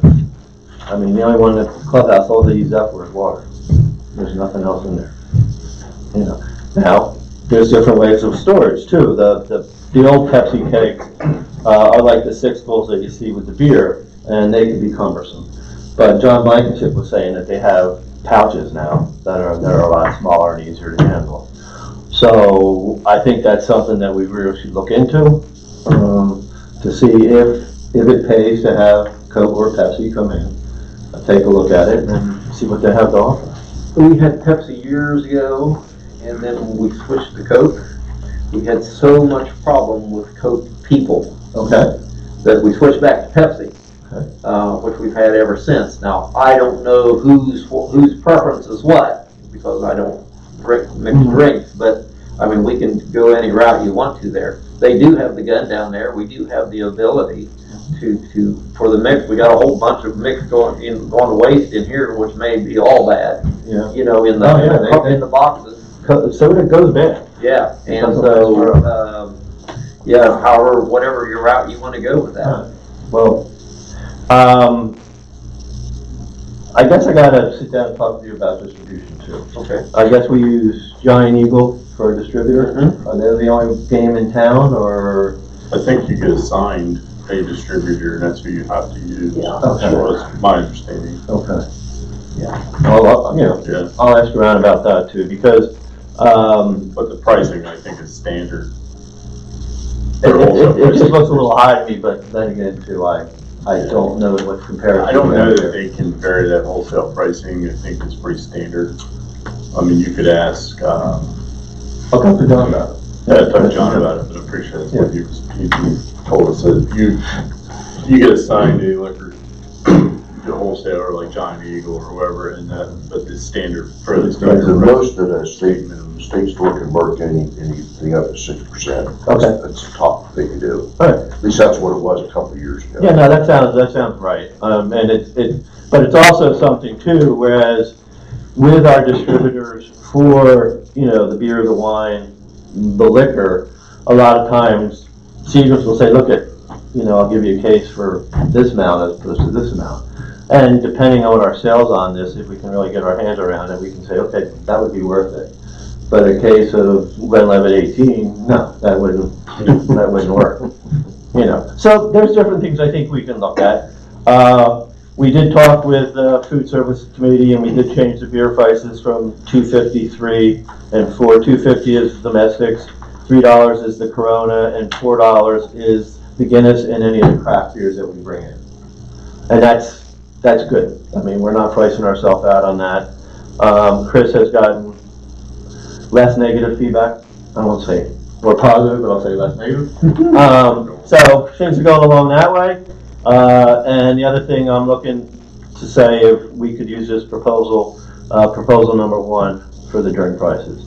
Not to say that we can't look at this in another 6 months or something like that, but it's just a start where I think standard-wise, we're not pricing ourselves out of the market. And we're getting,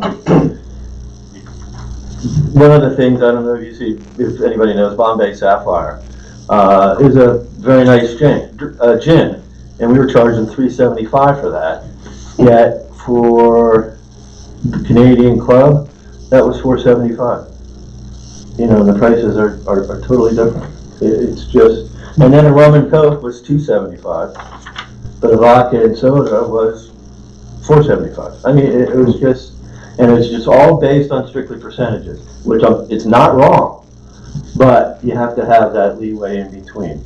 Some you'll make more on, some you make less on. We're not losing money on any of the sales. It just, we may not make as much as the percentages show. I think it's more to have it as an easy understood system, though, where it's not, That's a big thing too. not really what you ended up coming up with on the beer thing. I mean, that's just pretty simple. The barmaid don't have to look for 87 buttons to push because it's this brand of beers. Right. We're gonna make a little more on some, a little less on others, and hopefully it'll balance, and the lights stay on, coolers stay cool, and everybody's happy. That's what it's, like I said, it's a $200 difference at the end of the day. And we sold everything, you know. Great. All right. Anybody? I'm good. I'm all good. Yes. I would like, JJ, maybe if you could arrange at some point to look upstairs and see if there's alcohol up there. That could be That could be moved moved down to the clubhouse and used and sold. So We don't- did that, didn't we, when we did the last inventory? Well, not the last inventory. But I don't know if they're keeping up with that. Okay. Because she knows what's up here. Okay. And she's supposed to be coming up and getting it. I'll talk. So I've got the okay to get down to Chris and make these changes? Everyone good? Yep. Okay. Yes. Then I'll talk to her, see what we have, and then I'll talk to you. Cool. Go ahead. Yep, absolutely. I mean, I'd rather take something out of there or run a Oh, yeah. special line. Sure. Oh, yeah. Get rid of it, because it can go bad. You can, Liquor doesn't go bad like the Well- beer does, but it still can. I watch bar rescues on that. Well, They do get used too, where they get bugs in. the fruit flies. Fruit Okay. flies been sitting in there Sure. too long. Maybe you should send them a letter. Maybe they come in here and do one of those Yeah. fantastic things for us. Then the whole world would want to be here, and we just won't want that. I do have an off topic, or not on the agenda, that I totally slipped on today when you asked. I can give you a package study update of where that one stands. Okay. Just real quick. So we kind of had a self-appointed committee of, I guess I'm sitting here on the committee with, Randy's been part of it, Dan Donovan, Ginger, Jim Crater, Jim Zickafus, so on and so forth. But Eric Boysko's kind of been the driving factor on this, and then I volunteered to work with Eric to bring things back here to our group. So these are, again, just options being researched and development. Again, he's trying to work with Amazon. It's a little more difficult than what we had hoped for, because Amazon is like everybody else. Their delivery service internal still exists, but I think it's less in the rural and more into the big cities and things. So they're pushing to the UPS if they're cheaper, or FedEx, and I suppose that's probably a bidding thing. And then we all know the history we've had here in the last several months about also pushing things off to the post office and the calamities we get there. But he's still waiting to meet with them. They say they're backed up. Again, no good viable options there. Kind of a second piece, would be, and again, these are just ideas that have been thrown out by people and discussed and talked about. Most of these are going to have a cost associated with them in one way or shape or form. We allow Amazon, UPS, FedEx to drive on our roads. That's going to add wear and tear to our roads. That means that package you want delivered to your house, we're relying on that guy to go up your 47 steps that you may have at your house to bring something to you. They have their problems. And some of these guys, I see some of these trucks, I don't think we want them on our roads. It's a viable option, we could open the thing up, but then it's gonna have a lot of different problems. He looked into volunteers, So is there a driving force here? Do they really want to get the health and fitness system there? Do they have enough people that have time to volunteer their time, take packages over there, and to help them finish in building that without costing amenities funds or funds from Hideaway Hills? They could charge $1, $2, 50 cents, or whatever the package fee may be, and handle that. It's going to take a pretty good sized workforce of people to do that. If you knew for sure that every day FedEx is at 4 o'clock and UPS comes at 4:15 or 6:15, you could schedule to have somebody there, but they don't. I've seen them there at 1 in the afternoon. I've seen them there, at 6 or 7 o'clock at night, depending on the time of the year. So, but that is an option. I mean, if somebody would take that over, but there's a lot of ifs involved with that one. We have buildings, it would take people to run the thing. So something that Dan Donovan looked into is looking like at storage units and things. So he has looked into I think these are just not lockers given to us by a company that delivers, but this is a company that sells lockers for this purpose, okay? So I think he has an approximate cost of $50,000 for 117 outside storage lockers. Cost along with that would be a $350 maintenance fee after you purchase the lockers. They come in and maintain them, make sure that the electricity's on to them, that all their computer systems are working. You can tie this into sending automatic delivery to people when it gets stuck in the boxes. $350 a month. I'm sorry? $350. $350 a month. To start off, you have to pour concrete pads, you have to run electric to it. It's got a cost. None of this stuff's cheap. But the $50,000 is a little cheaper than where Dan was at on that. But I don't know that Dan's plan had a $350 a month maintenance fee on top of that either. You know, we're still gonna have to maintain them, and I think, that was for 117 locker spaces. Yeah, we get 400 packages in a week. Well, see, that's it. If people would pick them up on a daily basis, some can't do that if they're not here during the week, that wouldn't be a problem. But yeah, if half the 100 a day stay there, we're out of lockers in a day and a half. Yeah, exactly. So that means we put more lockers in with more cost. Then just, the whole thing of building on or adding, or the wash bay, or part of health and wellness, and just taking that up and getting it out of the little maintenance shack as it is today to get rid of some of the congestion in there. It's really not going to reduce any costs. There's going to be an expense that's going to be put into that because something has to be up, and then somebody has to be away from maintenance over to somewhere else instead of being at maintenance. So there's a cost effect with all these things. And then you got back to the same things of volunteers and whether or not we can do it. If the club decides to keep it the way it is and let it fund, if we charge $1 or $2 a package, that would enable us then to hire another security guard part-time to work from 2 to 7, to sort packages, make the calls. But every one of these solutions is going to cost us in one way or the other. The least direct cost to us here as members is going to be open the gates and let FedEx and UPS drive in here. And we've all seen the videos, the FedEx guy pitching something over the fence. We're pretty damn fortunate to have a place that's dry and somebody's watching over to get our packages delivered to. So I think that is the cheapest option, but I don't really think that one should even be on the table for us. I think you'd find your FedEx and UPS guys, or even Amazon, or pull up to a drive like JJ's and they're just gonna drop it. They're not gonna walk up. They're not gonna walk up that driveway. I'm okay with that, doing that. But they'll take a picture of it for me. Yeah. Stand at the base of the driveway. Yeah, so it's sitting out there in the rain. Another thing that he's working at too, he's talked to a couple people that live here. One of them being Joe Hibbler, it's in print there, so I'll bring it up, who does software and things, and he thinks we may be able to take smartphone devices and have scanners in there and build a program that'll read those and automatically send a message. So when they come in, they check them in, click, click, click, and it's going to send an email, text message to the person, so they don't have to, that's part of the time. They take 2 hours a day calling you to say that you got 3 packages up there. Well, it's not only that, it's documenting everything on Gotta the write them paper. all down. So try to get that down a little bit. It'd be less labor intensive that'd be than great. if we can come up with some software that'll allow us to read that and send that notification. Yeah. So they are looking at that too. Yeah. This is not a simple fix. No. I know a lot of Talk people, about this for 5 a years. lot of people have had a lot of great ideas, but unfortunately, improvements are not gonna come cheap to us. But if we get money passed, and we put an RFID system in, maybe that'll free a security guard up for it, but, it would be a part-time slot, I think is probably how we'd fill that, for that period, which is what we had a year ago. We don't have the funds to do it now.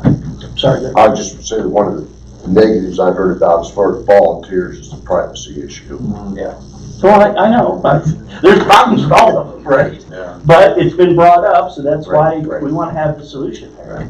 You know, it's the HIPAA thing, well, I don't wanna know what medication you have. Well, you know, there's funny things that are involved with all that stuff. Yeah, I mean, if we hire a part-time person when you need to be a security guard, we can hire, you know, any part-time person sitting there. Oh, yeah. Log package, you know, scan packages or make calls or. Could be a retirement job for somebody down here. I mean, not so much security as just a package handler that works, you know, in the division of security or The something. space issue is the big The problem space right now. That shed was bought, we leased it initially, and we didn't paint it because we thought we were gonna build a security building. We found out that was gonna cost drastically more than we thought, so we painted the shed, we bought it, and we left it there. But it doesn't, it's not the most aesthetically looking thing. It's, you know, it was meant to be temporary, right? So we can build a more robust package for a security building. And as our plan for the last assessment increase, it was money set aside as a planned expense for a bigger security building. Okay, not to make them a Taj Mahal, but to be able Just to to build build towards a this package. Yeah. There's no way come Christmas time with COVID-19 and everybody's buying online. I love Amazon. You've heard stories. But when you can get online and order something and have it brought to your house in a couple days, instead of running to town and worry about some idiot sneezing on you. And come Christmas time, I don't know Christmas how we're gonna have all those packages in that building. I don't see it. I've seen days where it's just packed. Right, oh, yeah, And not get that, but see, poor Roger falling over stuff trying to get the door to open, right? I would like to find them some sort of doorbell, not only for them, but for our members too, so we're not pounding on that door. I'm sure we could go to Walmart or something. Surely somebody makes a simple battery operated Oh, yeah. push button ding dong button. Good I think we could pick one of those up for $20 someplace and, instead of beating on the door. That way you just stand there and look the door up so you know it, Roger.